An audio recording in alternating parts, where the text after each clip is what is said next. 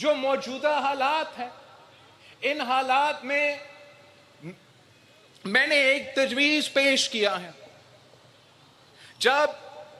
احتجاج کرنے والوں نے مجھے ایک خط لکھا تو اس خط کے جواب میں میں نے کہا کہ پاکستان پیپلز پارٹی کے رائے میں ہمیں کشمیر کے مسائل کے حل کے لیے ایک ٹروتھ اور ریکنسیلیشن کمیشن قائم کرنا چاہیے، اور اگر ریاست پاکستان کے لیے بھی یہ تجویز صحیح ہو اور احتجاج کرنے والوں کے لیے بھی یہ تجویز صحیح ہو، تو میرا خیال میں یہ طریقہ ہے جس سے ہم اپنے مسائل کا حل نکال سکتے ہیں۔ جب تک یہ ٹروتھ اینڈ ریکنسیلیشن کمیشن اپنا کام مکمل نہ کرے، اور اگر یہ ٹروتھ اینڈ ریکنسیلیشن کمیشن بن جائے تو میرا درخواست ہوگا وہ احتجاج کرنے والوں سے کہ جب تک یہ کمیشن اپنا کام مکمل نہ کرے تب تک آپ بھی اپنا احتجاج ختم کریں، اور ہمارا درخواست ہوگا ریاست پاکستان سے کہ جب تک اگر احتجاج کرنے والوں یہ بات ماننے کے لیے تیار ہے تو آپ بھی پھر اپنا جو کارروائی ہے تب تک اس کو روکے جب تک یہ ٹروتھ اور ریکنسیلیشن کمیشن اپنا کام مکمل نہ کرے اور پتہ نہ چلے کہ کون غلط تھا کون صحیح تھا، کس نے جرائم کی کس نے نہیں کی۔ ابھی تک نہ احتجاج کرنے والوں سے جواب آیا ہے، نہ حکومت پاکستان سے اس تجویز پہ جواب آیا ہے۔ میں یہ ضد نہیں کرتا کہ جو پاکستان پیپلز پارٹی کا تجویز ہے وہ مانے، میں یہ انسسٹ نہیں کرتا کہ آپ نے میرے بات ماننا ہے، لیکن اگر یہ طریقہ نہیں تو طریقہ کیا ہے؟ اگر آپ ہمارا بات ماننے کے لیے تیار نہیں تو میں احتجاج کرنے والوں سے پوچھتا ہوں، میں حکومت کرنے والوں سے پوچھتا ہوں، تو پھر حل کیا ہے؟ میرا بات نہ مانے لیکن اپنا حل تو بتائیں۔ اس لیے یہ حالات ایسے تو نہیں رہ سکتے۔ 1 مہینہ سے زیادہ کشمیر ایک ایسا امتحان میں ہے جو پوری دنیا دیکھ رہی ہے، اور اس کا نقصان صرف اور صرف کسی اور کا نہیں، اس کا نقصان صرف اور صرف کشمیری اٹھا رہے ہیں۔ اب کب تک مشکل میں رہیں گے؟ احتجاج کرنا ہر کسی کا حق ہے، مگر اس انداز میں احتجاج کرنا جس کے نتیجے میں کھانے پینے کا اشیاء کشمیر تک نہ پہنچ سکے، فیول نہ پہنچ سکے، دوائیاں نہ پہنچ سکے، تو اس کا نقصان پھر حکومت کا نہیں ہو رہا، ریاست پاکستان کا، ریاست آزاد کشمیر کا نہیں ہو رہا، اس کا نقصان، اس کا بوجھ، اس کا تکلیف صرف اور صرف کشمیر کے عوام اٹھا رہے ہیں۔ تو حکومت کی غلطیوں کا سزا احتجاج کرنے والوں، حکومت کی غلطیوں کا سزا آپ سے لے رہے ہیں، اور دوسری طرف حکومت ہے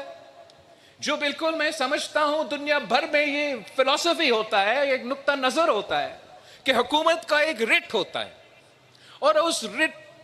کو قائم کرنا بھی حکومت کا ذمہ داری ہے۔ حکومت کسی کے سامنے جھکتا نہیں، زبردستی کسی کا مطالبہ نہ مانے، لیکن جو حکومت کا رسپانس بھی رہا ہے اس کو بھی دیکھنا ہے۔ احتجاج کرنے والے برا بھلا ہوں گے، غلط بھی ہوں گے، لیکن حکومت بھی صرف وہ سزا احتجاج کرنے والوں کو نہیں دے رہے، تمام کشمیریوں کو دے رہے ہیں، اور 30 دن تک دے رہے ہیں۔ میں آج دردیال آیا ہوں تو آپ فونز تو استعمال کر رہے ہیں، کیا آپ کا انٹرنیٹ کام کر رہا ہے؟ یہ کس قسم کی انصاف ہے؟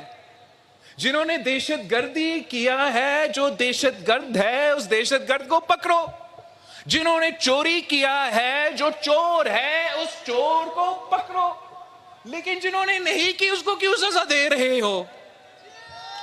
یہ جو پرانی دور کا سوچ ہے، ذہنیت ہے، جب ایف سی آر کا نظام ہوتا تھا گلگت بلتستان میں، قبائلی علاقوں میں، تو وہاں اگر کسی گاؤں میں کوئی ایک چور نکلتا تھا تو پورا گاؤں کو سزا دلواتے تھے.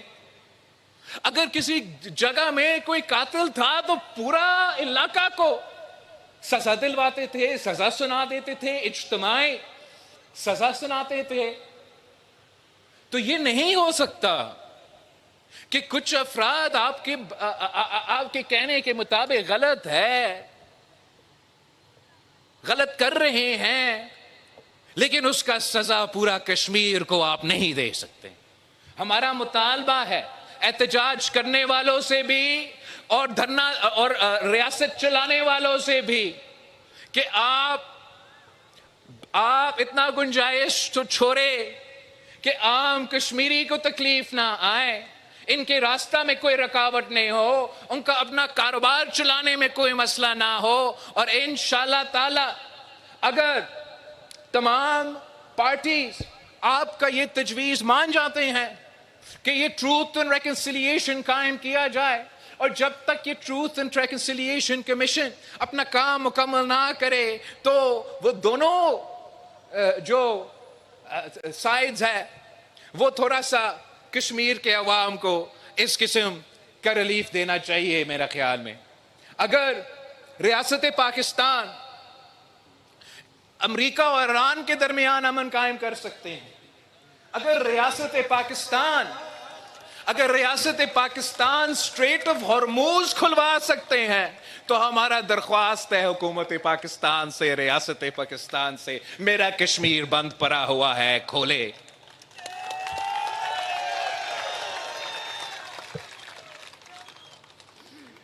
ہمارا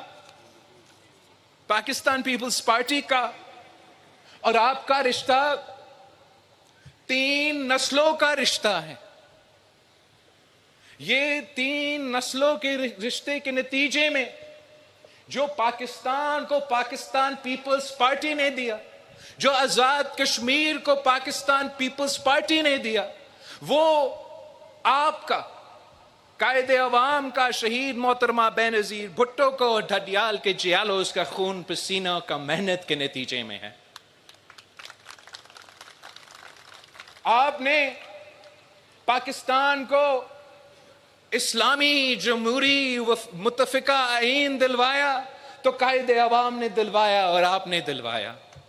اگر پاکستان کو اٹامک قوت بنایا تو قائد عوام نے کیا اور آپ نے یہ کام کر کے دکھایا.